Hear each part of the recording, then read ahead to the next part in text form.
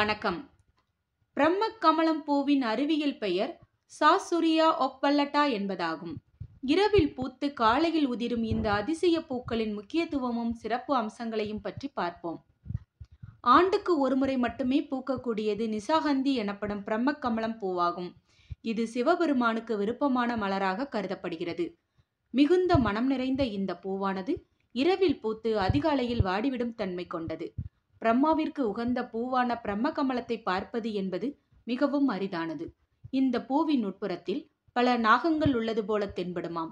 அதே போல இந்த அதிசய பூவின் நடுவில் பார்த்தால் பிரம்மா படுத்திருப்பது போல தெரியுமாம். அதனால்தான் இதற்கு பிரம்ம கமலம் என்ற பெயர் வந்தது. கமலம் அழகான மலராக மட்டுமல்லாமல் ஆன்மீகம் மற்றும் தூய்மையின் சின்னமாகவும் கருதப்படுகிறது.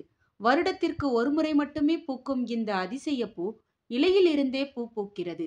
இரவு நேரங்களில் மட்டுமே பிரம்ம கமலம் பூ மலரத் தொடங்கும் போது அதனை பார்ப்போருக்கு அதிர்ஷ்டம் கிடைக்கும் என்பது பெரியவர்களின் நம்பிக்கையாகும்.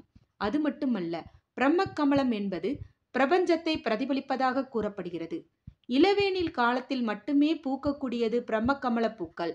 நள்ளிரவில் பூத்து அதிகாலையில் வாடிவிட்டாலும் இந்த பூவின் வாசம் அதை சுற்றியுள்ள பகுதியை நறுமணத்துடன் வைத்திருக்கும்.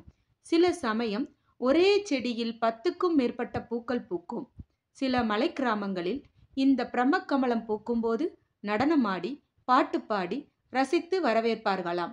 திருவிழாக்களின் போதும் மலை கோயில்களில் பிரசாதமாகவும் இந்த பூக்கள் பயன்படுத்தப்படுகிறதாம்.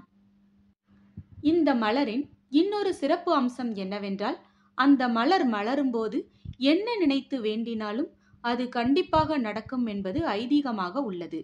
இப்படி பல சிறப்புகளை கொண்ட இந்த பூ உத்தரகாண்ட் இமயமலை அடிவாரங்களில் அதிகமாக பூத்து கொழுங்கும்.